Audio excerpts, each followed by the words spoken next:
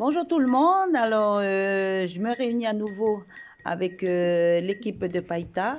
Nous allons aborder le deuxième thème de Patacel, la puissance de Dieu dans la création. Alors, comment on s'est organisé?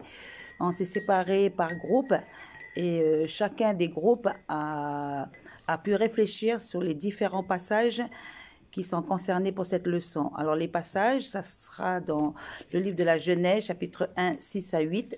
Il y a le psaume 104, versets 1 à 5, le psaume 135, versets 5 à 7, le psaume 147, versets 15 à 18, et le livre de Jérémie au chapitre 10, versets 12, 13.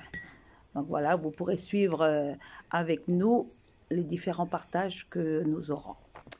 Voilà. Bonne écoute à tous. C'est parti l'équipe. Alors, qui est le premier groupe qui a fait... Donc, en fait, pour chaque groupe, vous parlez de Genèse chapitre 1, verset 8. Et si par exemple un groupe a dit quelque chose, ben, l'autre groupe ne répète pas, mais rajoute quelque chose de nouveau. D'accord? Et puis après, vous présentez le verset que vous étiez en charge de pouvoir réfléchir. Donc, qui a fait le psaume 104, verset 1 à 5? C'est l'équipe à Mélanie et puis Tati Moïlo. Ok, allez-y, ben, on vous écoute.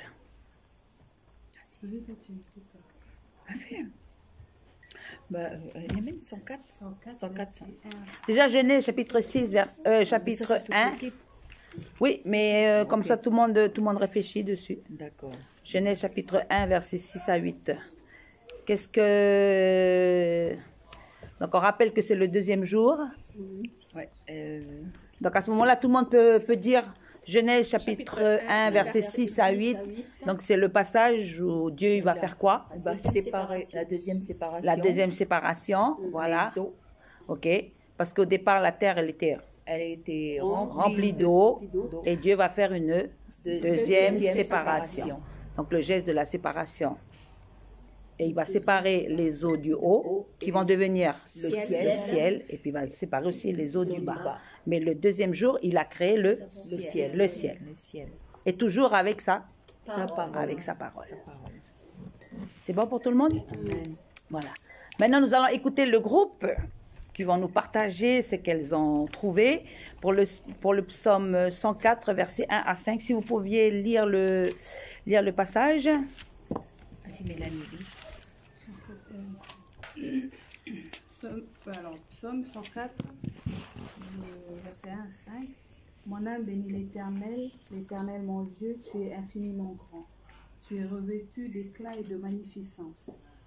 Il s'enveloppe de lumière comme d'un manteau, il étend les cieux comme un pavillon, il forme avec les eaux le faîte de sa demeure, il prend les nuées pour son char, il s'avance sur les ailes du vent.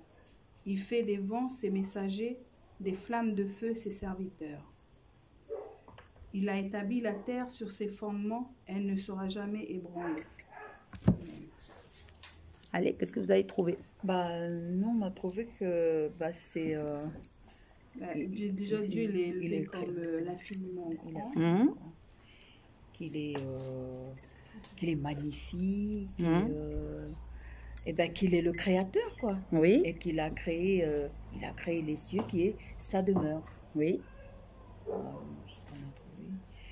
Et en fait, dans ce verset-là, il y a des références sur le ciel, quoi, sur ce qu'il a fait. On parle de pavillons, genre les cieux, ça représente, c'est immense. Et on voit déjà la grandeur de Dieu. Voilà, c'est ça.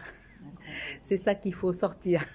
Parce que le thème, c'est la puissance de Dieu dans la création. Amen. Donc, le texte nous parle de la grandeur de Dieu. Voilà. Ça veut dire que quand on regarde le ciel, eh bien, le ciel est une image visible de sa grandeur. Parce qu'on ne peut pas... comment on appelle ça, on peut pas mesurer la grandeur, mais une façon pour lui de nous montrer sa grandeur, il suffit de regarder le ciel, comment le ciel a été créé, comment le ciel a été fait, c'est l'illustration même de sa grandeur.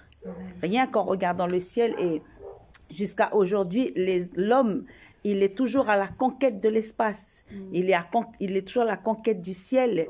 Et il est toujours en train de chercher parce qu'il il a découvert déjà des galaxies, mais il y a encore des galaxies de galaxies qui révèlent la puissance de Dieu.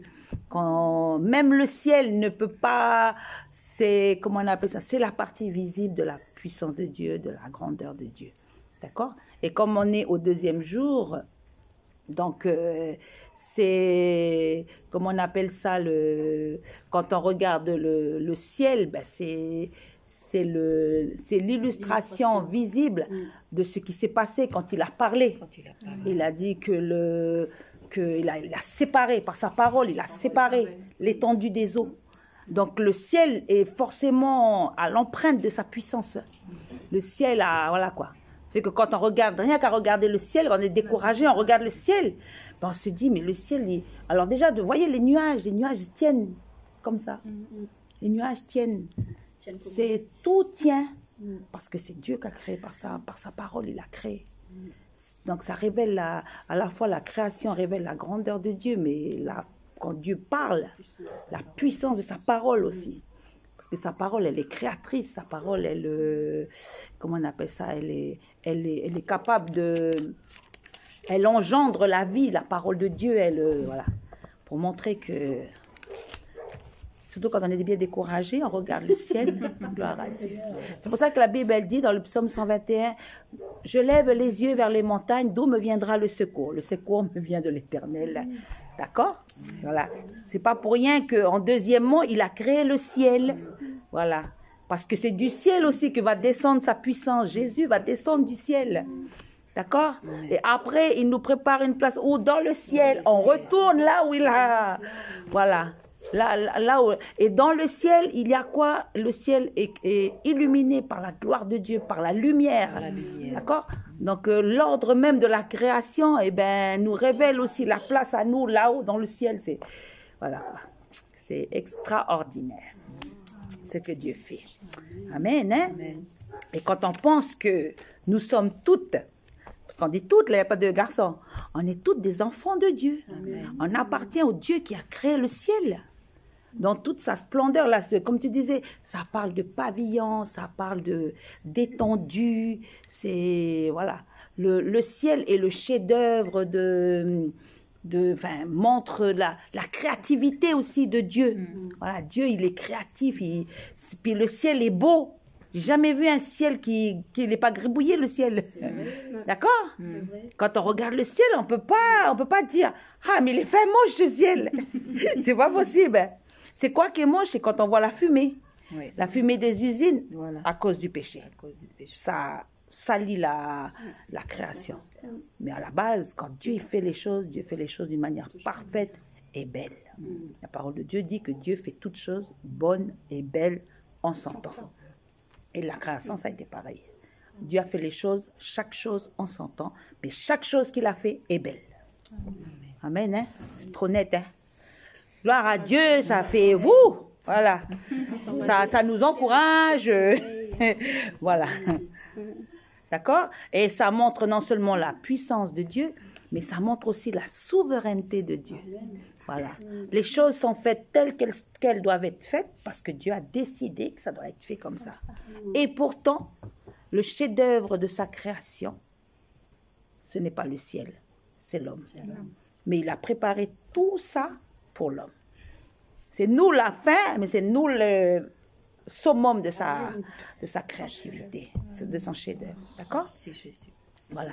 La puissance de Dieu, la grandeur de Dieu, la souveraineté de Dieu. Ça vaut, hein? Ça vaut la peine de le servir, ça vaut la peine de le connaître, d'être son enfant. Voilà. C'est pour ça que cet intérêt qu'on a d'étudier la parole de Dieu avant de la porter. Parce que le Seigneur va d'abord nous toucher, va d'abord nous encourager, nous. Et nous-mêmes, étant conscients de cette grandeur, de la puissance de Dieu, c'est que quand il va nous mettre devant un défi, ben, on ne va pas reculer, on ne va pas se dire, voilà. Non, celui qui a créé le ciel est avec moi. Non seulement il est avec moi, mais il est en moi. Je suis son enfant. Allez, je vais en avant, là. Amen, hein? En tout cas, merci Jésus. Avez-vous d'autres pensées, les sœurs, concernant votre passage? y a tellement de choses à dire aussi. Ben vas-y, tu peux dire. Non, mais je veux dire, il fait ce qu'il veut, quoi. Il prend les nuées pour son chat, et il utilise les vents et Il les commande, quoi. voilà, Il est le maître de tous les Voilà. éléments. Il est le maître de tous les éléments naturels. Voilà. C'est pour ça que ça nous, comment on appelle ça? Des fois, nous faisons des choses et on demande au Seigneur, donne-nous le beau temps. Il fait ce qu'il veut. S'il y a la pluie, c'est parce qu'il a décidé qu'il y a la pluie. Voilà. Donc, on n'a même plus à s'inquiéter de se dire, pourvu qu'il y ait la pluie, pourvu qu'il y ait le beau temps, pourvu qu'il y ait le beau temps. Non, c'est Dieu est souverain. Et ça nous enlève, en fait, la frustration de se dire, ils ne vont pas réussir, parce qu'on a bien vu. Déjà, nous, pendant les 3 jours, on est arrivé à Magenta Tour, il pleuvait, mais pas les petites pluies, il pleuvait. Quand on s'est installé sous la pluie. Je dis, Seigneur, c'est toi qui as créé la pluie, c'est toi qui as créé les éléments naturels. Si c'est dans ta volonté qu'on soit là, tu vas arrêter les choses. Et bien, dès qu'on a commencé à parler, le ciel s'est éclairci. Il nous montre sa souveraineté. C'est lui qui a créé les éléments naturels. C'est lui qui a créé le ciel. Donc, c'est lui qui décide la pluie ou pas la pluie. Ce n'est pas notre recours à nous. Mais nous, on fait notre part. On fait marcher notre foi, on s'installe, et puis voilà quoi.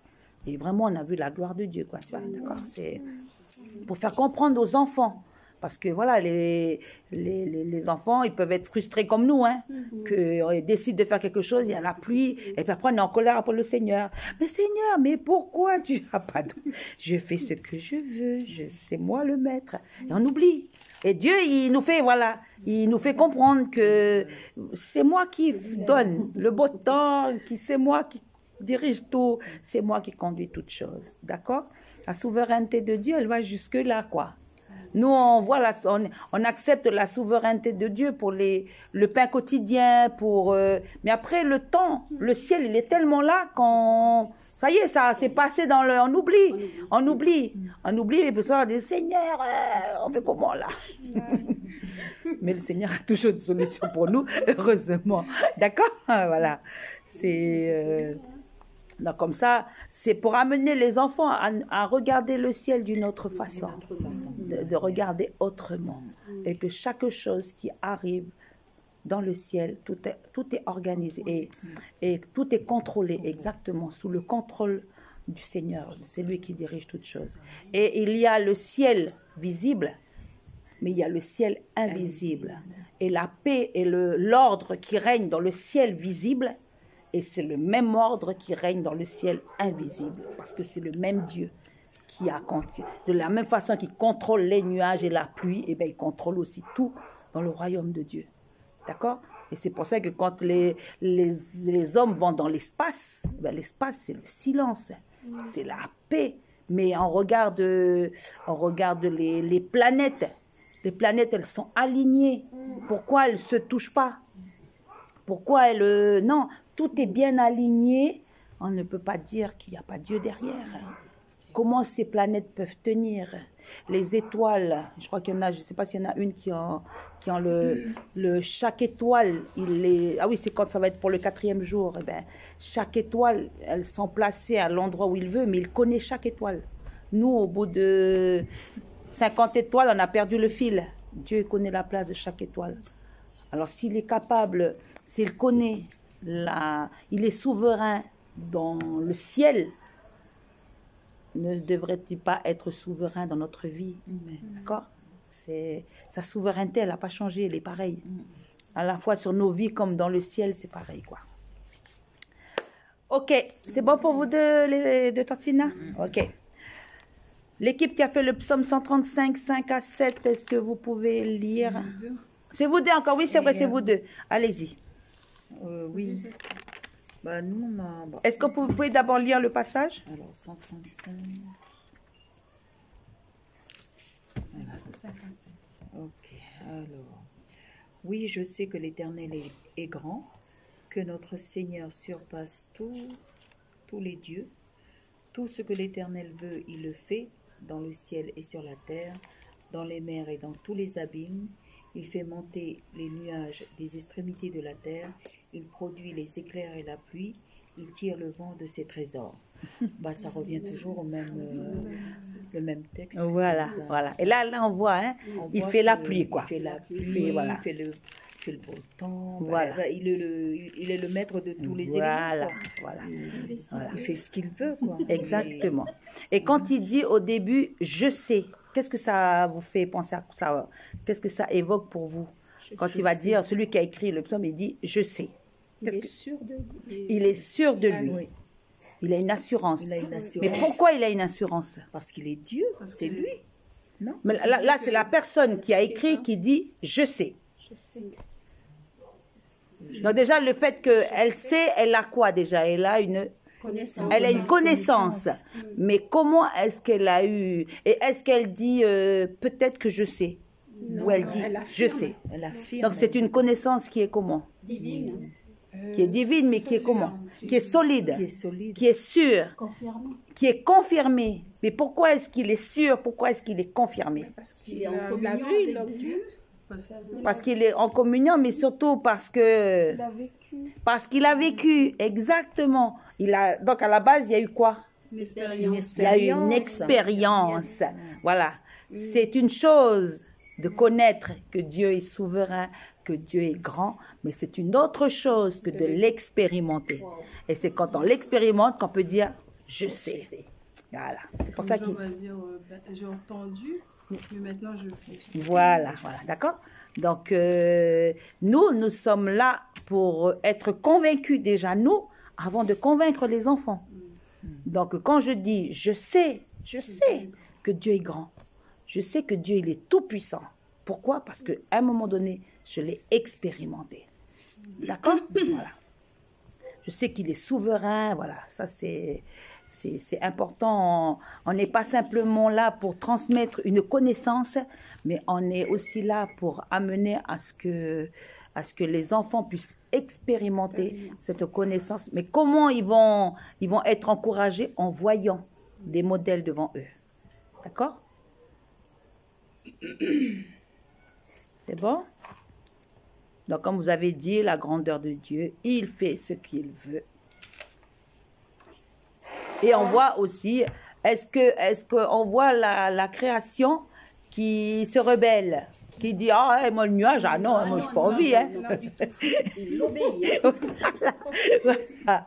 Et bien souvent, la création est plus obéissante que nous.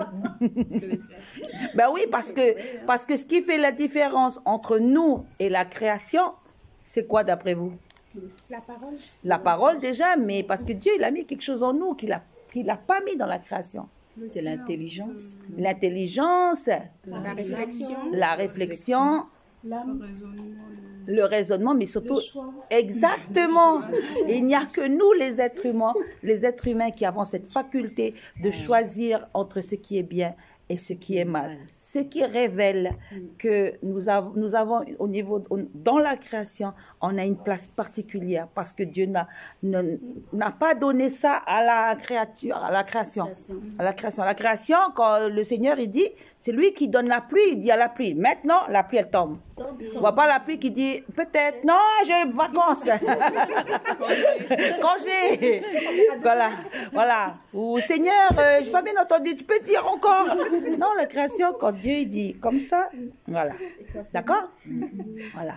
C'est parce que ça nous montre que nous, l'être humain, on est particulier. On est particulier, on est voilà, au niveau de que le Seigneur, c'est pas avec les nuages qu'il va avoir une relation. C'est avec nous. Donc il va faire la créature, nous, il va nous créer à son image, à lui. D'accord? Mais tout le reste est au service de sa souveraineté. Est à la soumission de sa souveraineté. Trop, hein? Voilà. Même les anges, ils sont comme la pluie, ils sont au service de Dieu. Quand Dieu dit comme ça, l'ange fait. D'accord? Le jour où il y a eu un ange on ne sait pas comment, l'iniquité est entrée dans son cœur. À ce moment-là, Satan, il a désobéi parce il a émis son choix. Il ne veut plus être sous l'autorité de Dieu. Tout de suite. Voilà. Mais dans le ciel, tout est soumis à sa volonté. Tout est sous le contrôle de... Puis Dieu, il contrôle. C'est pas un contrôle... comment on appelle ça? Il prend soin de cette création. C'est un contrôle avec de l'amour. Voilà. C'est pas le contrôle qui dit tu fais ça et puis voilà quoi. Non. C'est toujours avec amour. D'accord? Même si les animaux, ils n'ont pas la réflexion comme nous, et pourtant Dieu prend soin d'eux. Dieu prend soin de la fleur.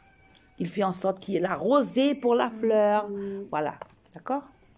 C'est merveilleux ce que Dieu fait. C'est Jésus, hein?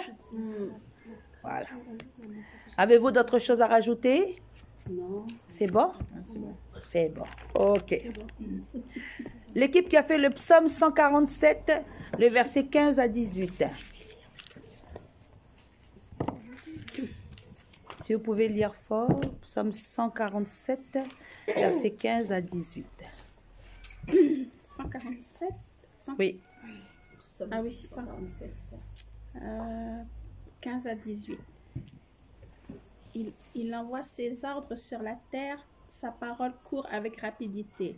Il fait tomber la neige pareille à de la laine, il répand la gelée blanche comme de la cendre.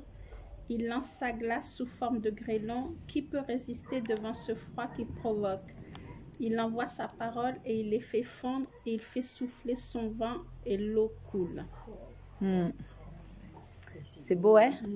Ouais. Allez, on vous écoute, l'équipe. Ce passage, on revoit aussi dans Genèse que c'est créateur, dès qu'il dit une parole, elle devient vérité. Là, on voit que la nature, il y a le mot à l'intérieur quand il dit il donne l'ordre. Ça veut dire que quand on dit un ordre, c'est que les éléments, toute la nature, elle lui est soumise. Il y a un passage aussi où il dit sa parole court avec rapidité. Il y a le mot court et rapidité qui montre des extrêmes vers le haut. Ça montre une puissance que quand la parole elle est dite, c'est tout de suite et c'est vite quand il le fait. Il y a aussi, quand il crée la laine, c'est vraiment, quand on voit la laine, déjà, c'est quelque chose de très minutieux. Puis quand Dieu il crée les choses, c'est vraiment dans le détail. Exactement. Il y a aussi le flocon. Le flocon, c'est vraiment dans le détail, parce que quand on voit les personnes, les scientifiques, quand ils zooment sur les flocons, mais ils sont tous uniques. Exactement. C'est vraiment beau, un flocon. Il agit vraiment dans le détail.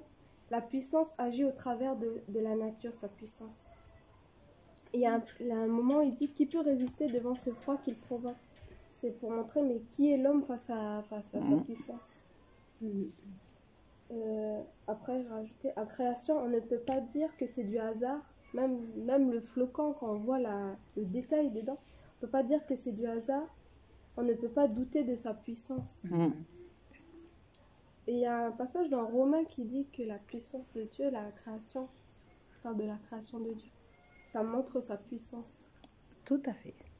Et puis là, il dit, voilà, comme il parle beaucoup de l'eau, il dit qu'il montre toutes les formes que l'eau, elle peut prendre, mais la puissance qu'il a face à l'eau, tout ça aussi. Ouais. Avez-vous autre chose à rajouter, les autres? Voilà. Donc, on voit tout de suite, il envoie ses ordres. Ça revient au même passage que les deux tantines ont fait. Ça montre sa souveraineté, son unique autorité. Voilà. C'est lui le maître des maîtres. Voilà. Toujours dans le but de la manifestation de sa grandeur, de sa puissance. Et c'est joli comment c'est dit. C'est dit d'une manière, on a l'impression que quand on voit l'image que Dieu est un poète. Sa parole, à la fois, elle a une autorité, mais elle a aussi ce côté créatif, voilà, qui est douce aussi. Elle est à la fois ferme, mais elle est aussi douce. Elle est, voilà, d'accord? Puisque, comment on appelle ça voilà, comme tu disais, de la laine, la neige, quand on voit, c'est vrai que chaque cristaux, et en plus quand ils zooment, mais les cristaux, c'est des dessins, Et c'est très, très beau. Oui. Mais quand tu vois à la base, hein, on prend le Christon, pour nous, c'est banal, quoi. Mais quand tu le regardes au microscope, c'est très, très beau. Et chaque Christo est unique. Voilà. À Dieu, c'est pas le Dieu du recyclage. Hein. Dieu, c'est le Dieu de la nouveauté. C'est le Dieu de... D'accord? C'est le Dieu de la créativité. Il, voilà, dans sa souveraineté, mais il manifeste aussi sa créativité, sa diversité, voilà. Quand il crée une chose... Et on voit que comme je ne sais pas si je vous avais dit à vous, mais Dieu, il ne crée pas les choses uniquement pour leur beauté. Il crée les choses parce qu'il y a un but derrière. Il y a toujours un objectif. D'accord? Mais l'objectif, c'est quoi? C'est le 6e jour, il y a l'homme qui va arriver. Tout se prépare. D'accord? Tout se prépare pour l'homme. Tout se prépare pour nous. Hein. Oh, gloire à Dieu. Voilà. D'accord? Voilà. Et Dieu est à la fois le créateur, mais il fait pas la création d'une manière brutale. Voilà, d'une manière brutale, d'une manière autoritaire, comme on verrait, comme ça, et puis tu casses tout là. Non, non, parce que c'est l'harmonie en fait. Tout est fait en douceur, voilà. Mais ça n'enlève pas la fermeté de Dieu. Ça n'enlève pas sa droiture, ça n'enlève pas sa souveraineté. Voilà. Dieu est le roi des rois. Oh là là, quand on va être au ciel, quand on va voir le Seigneur, qu'on a parlé de lui pendant tout le temps de notre vie ici-bas, et là on va se dire, ah, mais c'est vrai Seigneur, merci Jésus. Ça nous encourage, parce que voilà, il y a des moments où on a envie de baisser les bras, c'est fatigant, on est dans des situations que ça ressemble pas toujours au ciel, voilà. Mais on a envie de mourir. Voilà, on a envie de mourir, on a envie de partir avant au ciel. Mais c'est parce que c'est ma vision des choses. Et en tant qu'enfant de Dieu, si le Saint-Esprit, il renouvelle ma pensée, je dois caler ma pensée. Comment Dieu y voit, comment Dieu fait les choses. Quand je cale sur ce que Dieu y fait, ben ma vision des choses, elle change. Je ne vois plus la pluie comme étant des gouttes qui tombent, mais je vois la souveraineté de Dieu dans la pluie. Je vois la souveraineté de Dieu dans le nuage, je vois la puissance de Dieu et ça change les choses. Il suffit que je regarde le ciel et hop, le moral est revient. Ok, Seigneur, tu es derrière, allez, j'y vais. Voilà, tu es avec moi et puis allez, on y va, quoi. D'accord? Voilà. Ça nous encourage. Parce que l'objectif de toute cette année, l'année dernière, les enfants ont appris comment Dieu a fait les choses. Mais maintenant, ils vont apprendre à la regarder concrètement. Parce qu'au travers de sa création, Dieu ne fait pas les choses simplement parce qu'elles sont belles. Il fait les choses pour se révéler, pour se montrer. Il montre sa puissance, il montre sa grandeur. D'accord? Donc voilà, c'est choc. Ok. Ensuite, les deux filles, les deux tantines et puis Miss. C'est bon pour vous deux? Voilà. Ça nous donne aussi du courage pour la parole de Dieu. Hein. Oui. C'est pour ça qu'il faut l'étudier. Avant d'aller la porter aux enfants, il faut absolument l'étudier parce que on passe à côté. La parole de Dieu, c'est cette même parole qui a créé le monde. Si je ne la comprends pas, je vais la banaliser. Quand je vais l'apporter, je vais descendre la puissance de cette parole. Mais quand je comprends la puissance de la parole de Dieu, ça va sortir de ma bouche. Je vais parler avec assurance, même si je n'ai pas le langage facile. Ça, c'est pas un problème. Dieu, il sait. Tu vois. Mais c'est important de l'étudier, de passer du temps et de l'étudier d'une manière collective. Parce qu'on est tous différents, on ne voit pas les facettes de Dieu, chacun va la voir en fonction de son caractère. Mais ça ne change pas à la souveraineté de Dieu, ça ne change pas à sa puissance. Hein. D'accord? Jérémie chapitre 10, versets 12 à 13. Si vous pouvez lire le passage.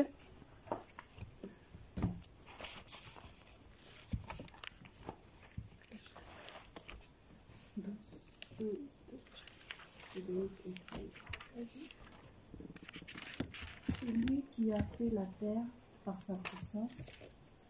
Il a fondé le monde par sa sagesse, il a déployé le ciel par son intelligence. À savoir l'eau grande dans le ciel, il fait monter les nuages des extrémités de la terre, il déclenche les éclairs et la pluie, il tire le vent de ses trésors. On vous écoute.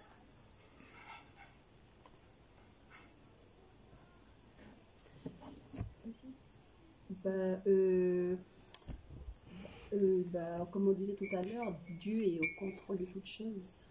Les choses, elles s'exécutent rien qu'à la parole.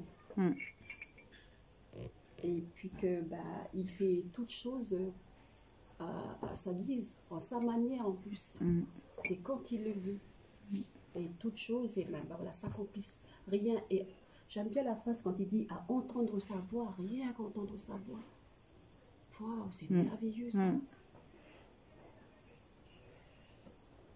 Et comment on appelle ça, voilà, donc comment il déploie aussi, quand il la puissance sur toute chose, quand il déploie sa main, on est tous en dessous, toute la création elle est en dessous, et puis ça exécute, ça écoute, et ça se réalise. Exactement. Et Linda?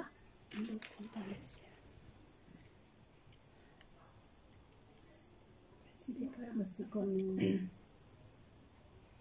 on voit que sa puissance elle est grande, parce que quand l'eau grande dans le ciel, il fait monter les nuages des extrémités de la terre, il déclenche les éclairs et la pluie, il tire le vent de ses trésors, c'est lui qui contrôle tout, comme on a dit tout à l'heure. Il maîtrise toute la nature. Et nous on a relevé aussi à travers cette parole, c'est le prophète Jérémie. C'est à travers lui à travers ce prophète, c'est lui qui a écrit ce passage. Et on a remarqué que lui, c'est un prophète, il prophétise, et ce qu'il dit, c'est ce qu'il vient de Dieu. C'est par sa parole. Dieu parle à travers Jérémie. Jérémie va nous parler. Et c'est comme ça que ça s'accomplisse, comme on a dit, quand il parle, la chose, elle arrive. Et on voit encore une fois qu'il est puissant. C'est un Dieu tout puissant, c'est un Dieu merveilleux, créateur, il contrôle tout. Et juste une chose aussi, j'aime bien quand il y a tous les verbes là qui dit que quand il tire, quand il déclenche, toutes les choses qui... Ce sont des verbes de quoi? Des verbes d'action. Voilà. C'est des verbes d'action. Mais avant qu'il agisse, la première chose, elle dit quoi? Le premier verset. Vous pouvez relire le premier verset, le verset 12. C'est lui qui a fait la terre par sa puissance. Après? La puissance, la sagesse, l'intelligence. Oui, voilà. Alors la sagesse, l'intelligence, ça vient d'où? De Dieu. Oui, mais quand on parle l'intelligence, est-ce que ça se voit? Non, c'est à l'intérieur de nous. D'accord? Donc l'intelligence, c'est dans le domaine de la pensée. D'accord? Donc la création, quand on voit la création, c'est la partie visible de ce qui s'est passé à l'intérieur de Dieu. C'est l'expression visible de la pensée de Dieu. Et cette pensée, elle est intelligente. Cette pensée, elle est sage. Cette pensée, elle est bien organisée. D'accord? Mais Dieu, avant d'agir, il pense. Ok? Des fois, nous, on agit, puis on pense après. C'est ça aussi. Mais l'ordre de Dieu, c'est que le Seigneur tout le projet de la création est d'abord né en lui. C'est un projet qui est pensé. C'est un projet qui est mûri. Et après, ce projet va se manifester d'une manière visible par des actes. Le ciel, là, on voit toute la création là. Mais là, il a étendu les cieux par son intelligence. Exactement. Vous savez, ça résume tout. Enfin, Il avait réfléchi. Exactement. Ouais. Mais déjà, nous, quand on regarde les cieux, c'est grand, c'est immense. C'est Alors, notre intelligence. il a toujours réfléchi d'une manière immense, quoi. Ouais. S'il est immense, Ben oui, ben voilà, c'est ça. mesure à lui. Exactement, exactement. Le ciel est à sa mesure à lui. Est à sa mesure à lui. Et l'homme, il veut essayer de conquérir cette puissance. Il veut essayer de vouloir comprendre le mécanisme. Mais le ciel, rien que le ciel, c'est infini. C'est infini parce que le ciel est à la hauteur de celui qui l'a créé. Voilà. Et Dieu, il est grand, c'est à la hauteur de Dieu. Voilà. Mais Dieu, on voit que Dieu, malgré que ce soit le Dieu qui a créé les cieux, il va s'abaisser. Et il va descendre jusqu'à nous pour être en contact avec nous au travers de Jésus. D'accord? Il aurait pu rester là-haut. Parce que le Seigneur, il sait que nous, on regarde le ciel, on ne peut pas aller vers lui. C'est infini. Même si on va essayer de le chercher, on ne va pas pouvoir le chercher. Il fallait qu'à un moment donné, lui, il descende vers nous. D'accord? C'est l'amour de Dieu pour nous. Quoi. Voilà. Et malgré sa souveraineté, malgré sa grandeur, malgré son autorité, sa souveraineté, il va mourir d'une manière simple, une manière, il va naître dans une étable. Celui qui a créé les animaux qui sont dans l'étable, celui-là, eh ben, il va descendre de son ciel. Tout est harmonieux dans le ciel, tout est dans son autorité, tout. D'accord? Voilà, il va venir vers nous. Et après, il dit à sa voix, la voix de Dieu. Et quand à un moment donné, Jésus va dire à la tempête de se calmer. La tempête va se calmer parce qu'elle reconnaît la voix de celui qui l'a créé. Le ciel a été créé par la parole. C'est pour ça que Jésus n'a pas utilisé les mains pour dire toucher l'eau. Ben, arrêtez. Il a parlé. Parce que l'eau a été créée par la parole de Dieu. Et c'est pour ça que la nature reconnaît son créateur. Les arbres ont été créés quand il va dire au figuier, et le figuier va sécher. Parce qu'il a été créé par la parole. C'est pour ça que Jésus parle à la créature. D'accord? C'est trop, hein? C'est trop. Mais nous avons été façonnés. Nous avons été faits à partir de quelque chose qu'il a créé. Jésus a notre contact avec nous. Il vient, il nous touche. Jésus s'approche de nous. D'accord? Il utilise il va utiliser sa technique d'approche avec nous et la technique comment nous avons été créés par lui. À chaque chose qu'il va utiliser sa technique de communication, c'est à la façon comment cette chose a été faite par lui. D'accord? Le ciel a été fait par la parole. Il utilise la parole. C'est pour ça que lui, il dit la pluie, il parle, la pluie, voilà, réagit. Ok? Il va dire au vent, il parle au vent. Le vent, il stoppe. On ne voit pas Dieu qui prend le vent puis qui... Non, il parle parce qu'il l'a créé par la parole. D'accord? Voilà. Et c'est pour ça que, voilà, des fois, pour ça les disciples vont dire, mais qui est celui ici qui a le contrôle sur le vent? C'est celui qui a créé le vent. Et le vent, il reconnaît la voix de son créateur. D'accord? Reconnaît la voix de son maître. C'est pour ça que la puissance de la voix de Dieu, voilà, à l'heure actuelle, c'est pour faire comprendre aux enfants aussi, à chaque fois que tu verras un arbre, que tu verras un oiseau, c'est la voix de Dieu aussi qui se manifeste. Dieu parle au travers de cet oiseau. Dieu parle au travers du ciel. D'accord? Voilà, au travers de tout ce qui est visible, Dieu y parle. D'accord? Dieu est bon, hein? Voilà. Donc la puissance de Dieu dans la création, eh bien, on peut dire oui et amen. Parce que, voilà. Et encore là, on n'a pas forcément le temps là mais un jour, on prendra le temps de regarder un DVD. Je vais vous le montrer, il faut que je vous le montre. On va passer une DVD. Mais là où on voit toute la création, mais ce sont des scientifiques chrétiens qui vont nous parler. Par exemple, pour le papillon, dans ses ailes, il a des petites mais ça sert à quelque chose. C'est pour ça que pour dire que Dieu ne fait pas les choses uniquement, il n'a pas créé les choses uniquement par rapport à leur beauté, mais surtout chaque chose à sa place, chaque chose est utile. D'accord? Dieu fait toutes choses pour un but, toujours. Ce qui nous ramène à nous, c'est qu'on n'a pas été créé par hasard. On a été créé parce que, premièrement, nous sommes le fruit et l'image même de son intelligence, de sa grandeur. Que l'arbre ou le ciel est à la même empreinte. L'empreinte, il y a Dieu, c'est une empreinte divine. Et bien nous, on a l'empreinte divine sur nous, à la même, comment on appelle ça, à la même force à la même perfection que l'arbre, que le ciel, voilà. C'est pour ça que des fois on ne s'aime pas, on ne s'aime pas, on voudrait être comme l'autre, alors que la perfection qu'il a fait pour créer le ciel, c'est la même perfection qu'il va faire pour me créer moi. Ce qui veut dire que autant le ciel est beau, moi je suis une belle créature. Je te loue de ce que je suis une créature si merveilleuse. On n'est pas encore arrivé à la création de l'homme, mais voilà. Nous sommes simplement à la création du ciel. Nous sommes au 2e jour. Mais voilà. Et c'est pour ça que Dieu, quand il va voir ce qu'il a créé, il a vu que c'était bon.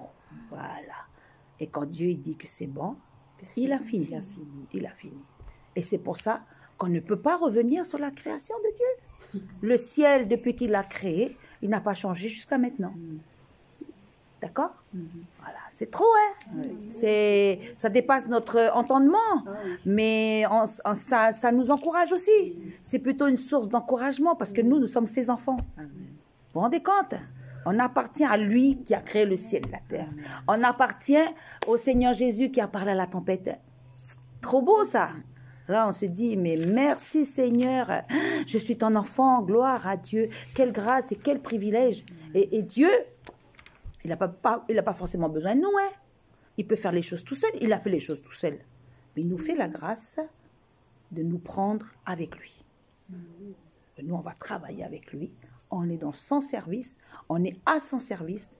Mais pas un service où on est... Moi, je fais et puis Dieu me regarde faire. Non, on est une équipe avec lui. C'est beau, hein? Pendant la création, la Trinité, tous les trois ont travaillé ensemble. Le Père, le Fils, le Saint. C'est pour ça que c'est pas Dieu le Père qui a parlé à la tempête. C'est Dieu le Fils. La tempête, elle a reconnu. Le vent a reconnu le Créateur. Parce qu'il était au début. Au début, la Trinité, il y a un travail d'équipe.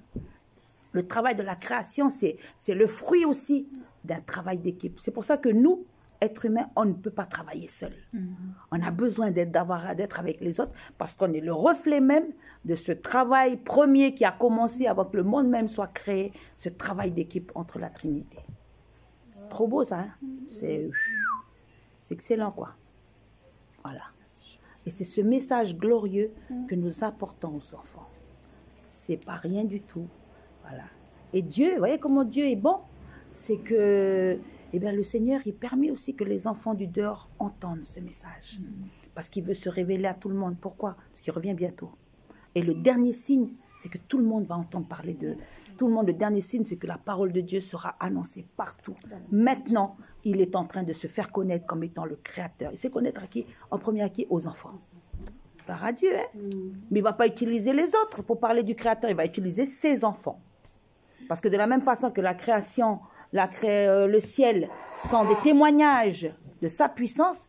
Aujourd'hui, il travaille au travers de son peuple. Il utilise la création, mais il utilise son peuple maintenant. Parce que nous sommes des témoignages vivants de la puissance de Dieu dans nos vies. D'accord? Voilà. Courage, mes sœurs. Voilà. On avance par la grâce de Dieu. Donc voilà le message que nous allons faire passer aux enfants au deuxième club, de leur faire comprendre que Dieu est tout puissant. C'est pour ça qu'on ne dit pas que Dieu est puissant. Il est tout puissant. Parce qu'au-dessus de lui, il n'y a personne d'autre. Ok? Voilà. Nous avons terminé ce temps de comment on appelle ça? D'enseignement. Enseignement. Et on va pouvoir prier ensemble. D'accord? Je crois que